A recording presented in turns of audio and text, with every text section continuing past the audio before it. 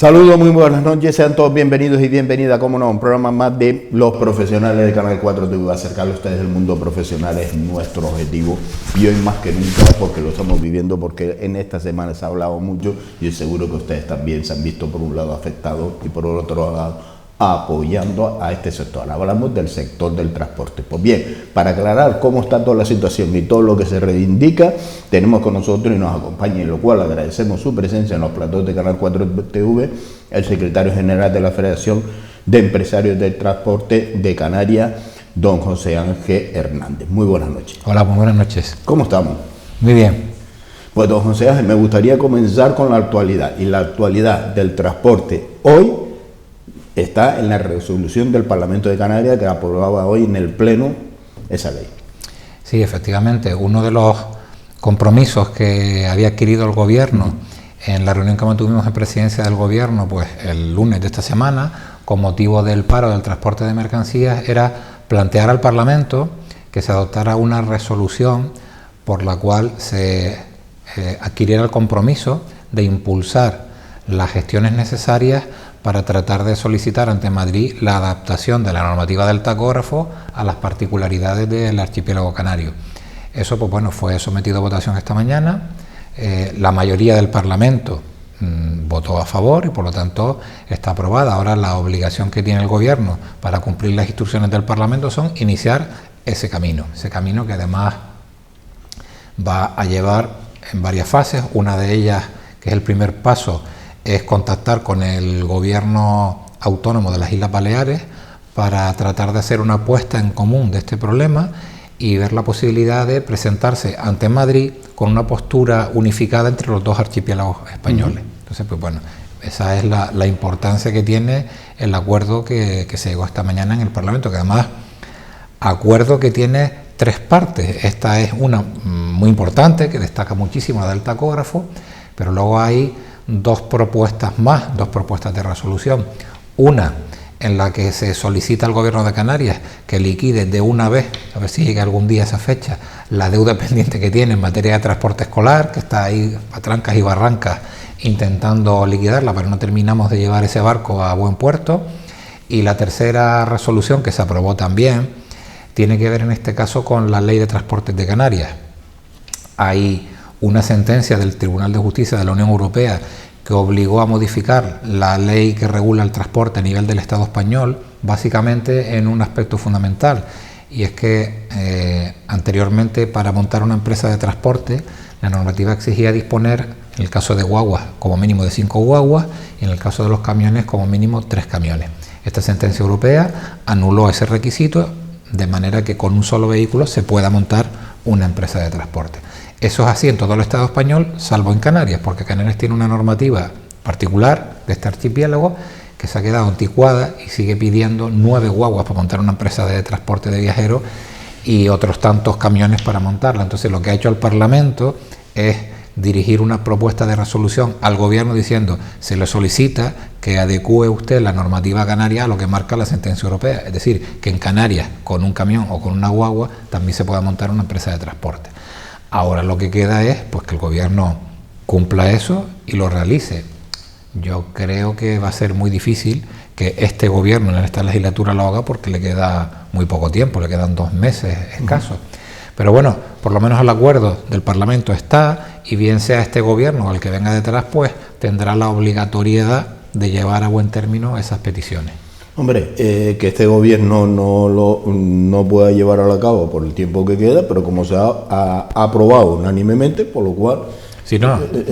El compromiso creo que está representado en todo el mapa, en todo nosotros, el mapa, representante en el Parlamento de Canarias. Mañana, en la Federación de Empresarios de Transporte de Canarias, mañana a primera hora ya estaremos encima de la Consejería de Transporte, de la de Educación correspondiente, para tratar de impulsar que esos compromisos pues se empiecen a cumplir desde ya mismo, si es posible, porque son temas muy perentorios. Liquidar deuda del transporte escolar es fundamental para las empresas.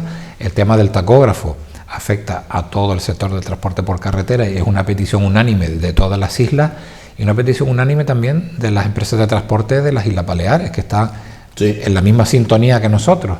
Por lo tanto, insisto, se está pretendiendo amoldar la normativa europea a las particularidades de los dos únicos archipiélagos que tiene España, que son Baleares y Canarias, y todo ello con una, digamos, novedad, y es que nuestra propuesta empresarial y la que se ha aprobado en el Parlamento de Canarias subraya de una manera muy importante que lo que se haga no puede ir en detrimento de la protección de los derechos de los trabajadores, que es algo que no pretendemos, ¿vale? Con lo cual, todo aquello... Eso lo tiene claro. Claro, todo aquello que en algunos medios de comunicación se viene diciendo y por algunas centrales sindicales que el empresario lo que quiere es que no haya control, no, todo lo contrario, es decir, no queremos tocar para nada el control de la jornada, pues no tenemos interés en modificar las condiciones laborales de los trabajadores. En toda profesión, en todo el sector hay una oveja negra, eso no lo vamos a poner nunca en duda, porque siempre, pero que se manche toda la gran labor de todo un colectivo solo porque aparezca una oveja negra como cualquier sector.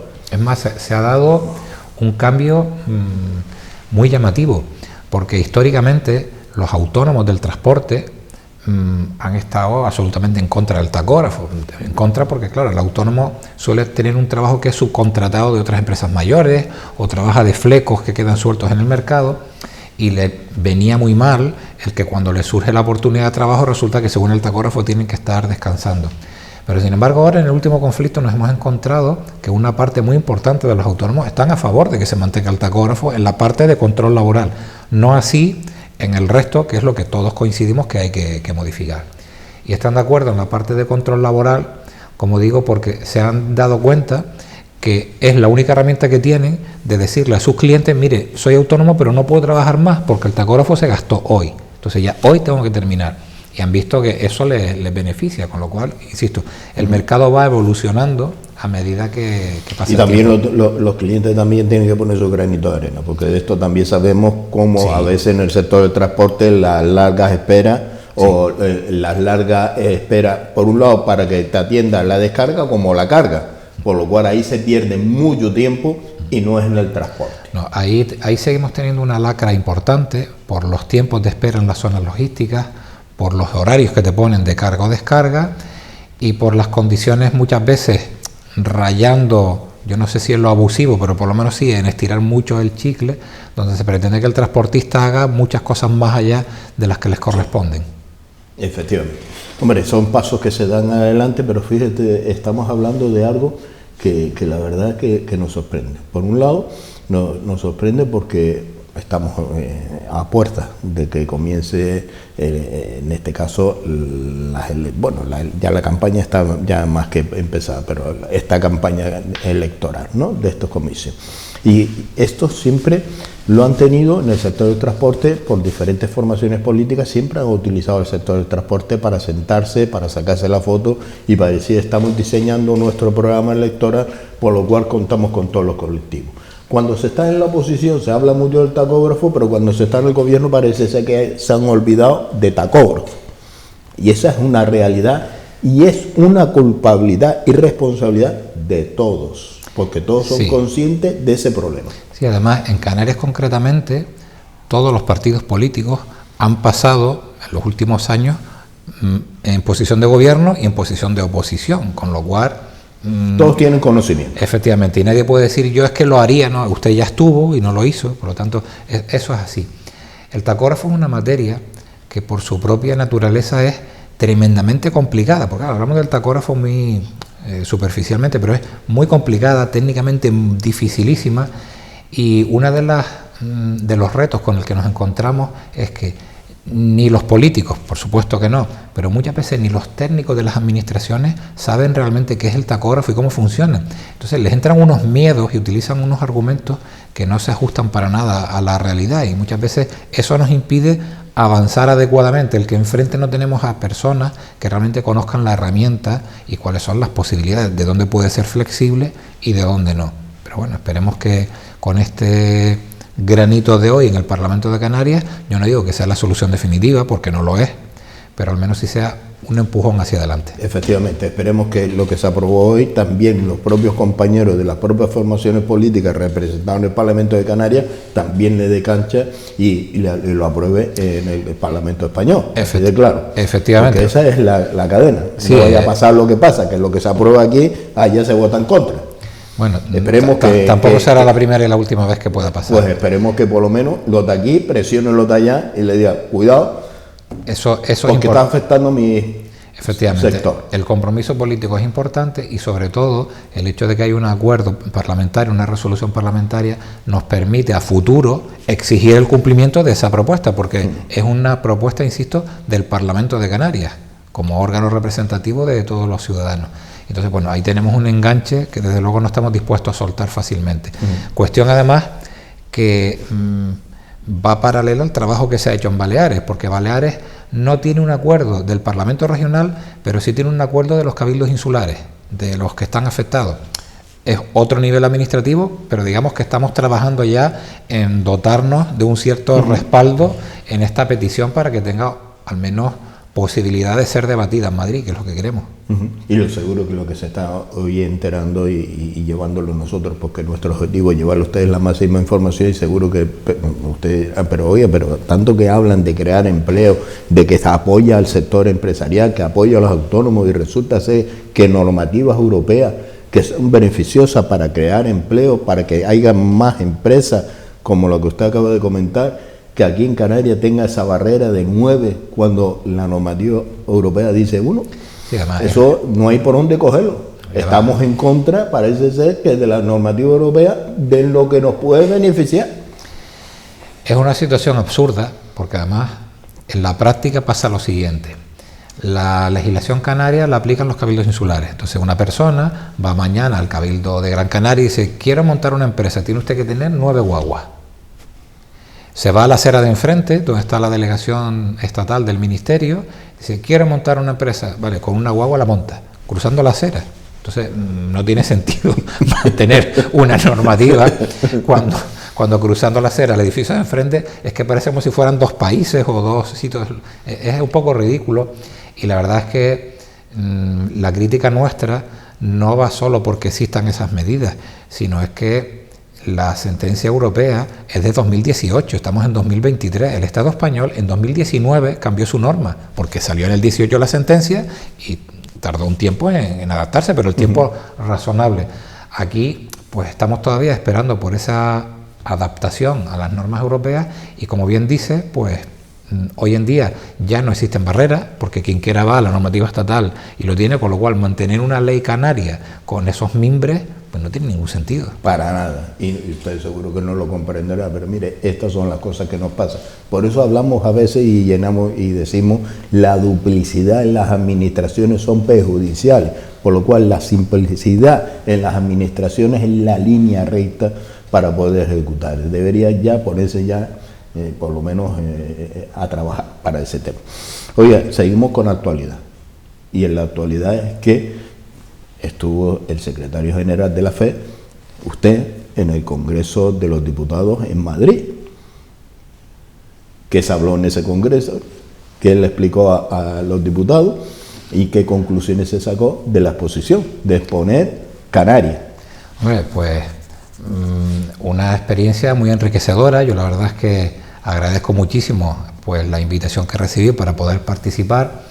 En el Congreso se está debatiendo en la actualidad una ley que afecta directamente al transporte, que es la Ley de Movilidad Sostenible. En esta ley, pues bueno, se trata de regular todos aquellos aspectos del transporte y la circulación que tienen que ver con el medio ambiente y la sostenibilidad. Pues podemos hablar de zonas de bajas emisiones, las famosas pegatinas estas de catalogación de los vehículos, las fechas donde se pueden dejar de vender vehículos de gasoil y de gasolina, donde se van a poder utilizar los vehículos a futuro, es decir, toda la regulación que además a nuestra actividad del transporte nos afecta muchísimo. Entonces, dentro del Congreso se debatía esta ley y nombraron un comité de personas especializadas en materia de transporte, 8 personas de toda España, que acudíamos al Congreso para hacer una exposición por periodo de 1 hora, donde dar nuestra visión técnica de lo que creíamos que debería mejorarse en el texto, lo que se podía aportar, lo que se podía quitar. Y yo en este caso pues tuve el privilegio de poder acudir a participar y exponer, en mi caso, una participación que creo que es bastante distinta que la del resto del Estado, porque yo traté de aportar la visión de un archipiélago, la visión insular de cuáles serían los efectos de esa ley de movilidad sostenible. Y claro, aquí nos encontramos unos aspectos muy curiosos. Se habla, por ejemplo, de regulación del derecho a poder circular en vehículos privados o de acceder a núcleos poblacionales en función del número de habitantes.